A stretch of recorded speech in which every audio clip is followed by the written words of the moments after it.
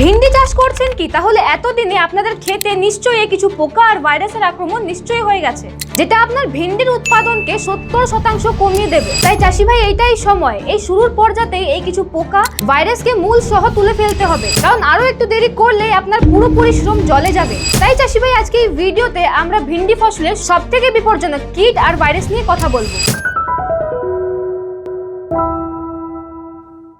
নমস্কার বাংলা, কাত্যায়নী বাংলা ইউটিউব চ্যানেলে আপনাদের অনেক অনেক স্বাগত।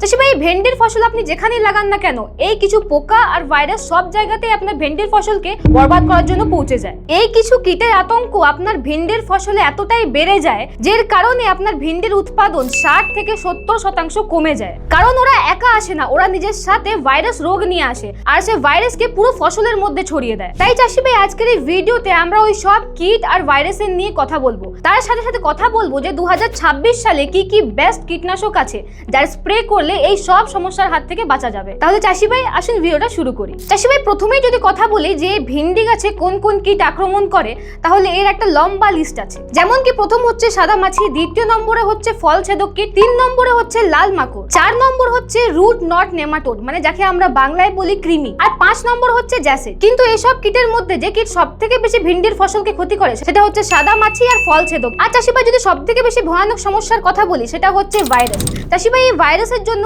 আপনার ফসল পুরো নষ্ট হয়ে যেতে পারে। আর চাষি ভাই ভেন্ডির ফসলে যে প্রমুখ ভাইরাসটা ছড়ায় তার নাম হচ্ছে ইয়েলো মোজাইক ভাইরাস। আর এই ভাইরাসটা নিজে নিজে ছড়ায় না, একে ছড়ানোর কাজ করে সাদা মাছি। চাষি ভাই এই কীট আপনার পুরো খেতে উড়ে বেড়ায়, আর যে সময় এই কীট কোনো এরকম গাছে গিয়ে বসে যেখানে এই ভাইরাস আগের থেকেই রয়েছে আর ওর রস চুষা শুরু করে, আর তারপর যে সময় এই কীট অন্য কোনো ভালো ফসলে গিয়ে বসে সে সময় এই সাদা মাছি ওই যে ভাইরাসটা নিয়ে এসেছিল ওই ভাইরাসকে এই সুস্থ গাছের মধ্যে ছড়িয়ে দেয়। তাই চাষি ভাই আমাদের ফসলকে এই কীট আর ভাইরাস থেকে সময় থাকতেই বাঁচাতে হবে, কারণ যদি এটা একবার গাছে লেগে যায় তাহলে আপনার গাছকে কিছুতেই বাঁচাতে পারবেন না। তাহলে চাষি ভাই আসুন এই যে 3টে প্রমুখ কীট আছে এই 3টে প্রমুখ কীটের নিয়ে একটু আরো বিস্তারভাবে কথা বলি। চাষি ভাই প্রথমেই কথা বলবো সাদা মাছির নিয়ে। চাষি ভাই সাদা মাছি 20 থেকে 30 দিনের ফসলে বেশি দেখা যায়, আর এর লক্ষণ হলো এর কারণে গাছের ওপরের পাতা হালকা হলুদ হয়ে যায় আর ওপরের দিকে মুড়ে যায়। আর চাষি ভাই যার কথা আগেও বললাম যে এই সাদা মাছি শুধু এইসব করে না, এর সাথে সাথে ফসলের মধ্যে ইয়েলো মোজাইক ভাইরাসও ছড়িয়ে দেয়, যার কারণে পাতা হালকা হলুদ আর হালকা সবুজ হয়ে যায়। চাষি ভাই এই ইয়েলো মোজাইক ভাইরাসের কারণে আপনার পাতার শিরাগুলো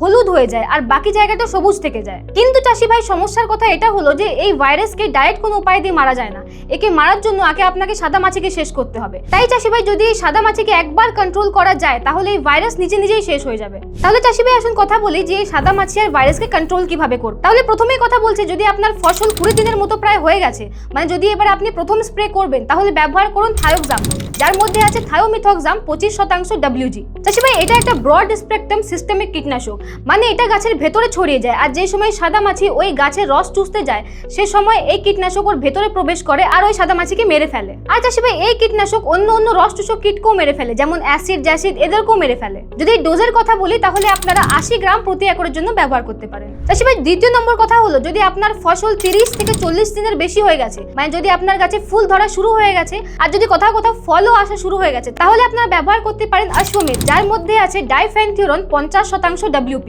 চাষি ভাই এটা এই স্টেজে সাদা মাছিকে কন্ট্রোল করার জন্য সবথেকে বেস্ট কীটনাশক। চাষি ভাই এটাও একটা ব্রড স্পেকট্রাম কীটনাশক, মানে এটাও অন্য অন্য রস চুষক কীটদেরকে মেরে ফেলে, আর তার সাথে এটা সিস্টেমিক আর কন্ট্যাক্ট দুই ভাবেই কাজ করে, মানে পোকার সংস্পর্শে আসতে এটা পোকাকে মেরে ফেলে। চাষি ভাই যদি ডোজের কথা বলি তাহলে প্রতি একর 250 গ্রাম ব্যবহার করবেন। আর চাষি ভাই যদি জৈবিক বিকল্প চান তাহলে ইউজ করুন কাত্যায়নীর সর্বশক্তি, এটা একটা জৈবিক কীটনাশক আর এটাও সিস্টেমিক আর কন্ট্যাক্ট দুই ভাবেই কাজ করে। যদি ডোজের কথা বলি তাহলে 200 থেকে 400 মিলি প্রতি একরের জন্য ব্যবহার করতে পারেন। চাষি ভাই এবারে যদি আমরা ভাইরাস কন্ট্রোল করার নিয়ে কথা বলি তাহলে আপনারা ইউজ করতে পারেন কাত্যায়নীর অ্যান্টিভাইরাস। এটা সব রকমের ভাইরাসকে কন্ট্রোল করার জন্য একটা খুবই উপকারী কীটনাশক। চাষি ভাই এই অ্যান্টিভাইরাসকে আধুনিক ফর্মুলা দিয়ে তৈরি করা হয়েছে, যার কারণে এটা ভাইরাসকে মারার জন্য একটা খুবই কার্যকারী কীটনাশক। যদি ডোজের কথা বলি তাহলে 500 মিলি প্রতি একর ব্যবহার করতে পারেন। চাষি ভাই আসুন এবার কথা বলি এই ভেন্ডি ফসলের 3 নম্বর সবচেয়ে প্রমুখ কীটের নিয়ে, যেটা হচ্ছে ফল ছেদক কীট। চাষি ভাই এই কীট গাছের ফলের উপর আক্রমণ করে। এই কীট ফলের উপর ছোট ছোট ছিদ্র তৈরি করে আর তারপর ভেতরে ঢুকে ভেতরে পুরো অংশটা খেয়ে নেয়, যার কারণে ওই ছিদ্র থেকে কালো মল বেরোয়,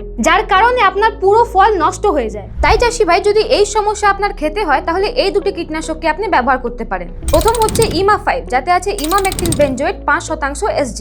ইমা-5 একটা নন সিস্টেমিক কীটনাশক যেটা ট্রান্সল্যামিনার মুভমেন্টের মাধ্যমে পাতার টিস্যুর ভেতরে প্রবেশ করে। চাষি ভাই এই কীটনাশক পোকাদের নার্ভাস সিস্টেমকে ডিস্টার্ব করে দেয়, যার কারণে পোকারা চলাফেরা, খাওয়া দাওয়া কিছুই করতে পারে না আর শেষ অবধি মারা যায়। যদি এই ডোজের কথা বলি তাহলে 80 গ্রাম প্রতি একর স্প্রে করতে পারেন। আর চাষি ভাই দ্বিতীয় নম্বর কীটনাশক হলো ফিনিশিং। এটাও একটা জৈবিক কীটনাশক। চাষি ভাই এটাও ট্রান্সল্যান্ডার আর কন্ট্যাক্ট দুইভাবেই কাজ করে, মানে এটাও পোকার সংস্পর্শে আসতেই পোকাকে মেরে ফেলে। আর এই ট্রান্সল্যান্ডার অ্যাকশনের কারণে এটা পাতার টিস্যুর ভেতরে ঢুকে নিচে চলে যায় আর নিচে যে পোকাগুলো লুকিয়ে আছে তাদেরকেও মেরে ফেলে। চাষি ভাই যদি ডোজের কথা বলি তাহলে 100 মিলি প্রতি একর ব্যবহার করতে পারেন। চাষি ভাই আপনাদেরকে আবার বলছি, এই দুটো কীট আর এই ভাইরাস আপনাদের ভেন্ডি গাছের জন্য হচ্ছে একটা বড় বিপদ। তাই এই দুটোকে একদমই হালকাভাবে নেবেন না, হলে খুব জোরদার লস খাবেন। তাই চাষি ভাই সময় থাকতেই এই কিছু কীটনাশককে নিশ্চয়ই ব্যবহার করবেন। চাষি ভাই আপনাদের ভেন্ডির ফসলে অন্য আরো যে কোনো সমস্যা থাকলে আমাদেরকে কমেন্টে নিশ্চয়ই জানাবেন, আমরা এই ভিডিওর পার্ট 2 নিয়ে নিশ্চয়ই আসবো। চাষি ভাই যদি আপনাদের এই ভিডিওটা ভালো লেগে থাকে তাহলে একটা লাইক আর সাবস্ক্রাইব নিশ্চয়ই করবেন। দেখা হচ্ছে পরের ভিডিওতে। ধন্যবাদ।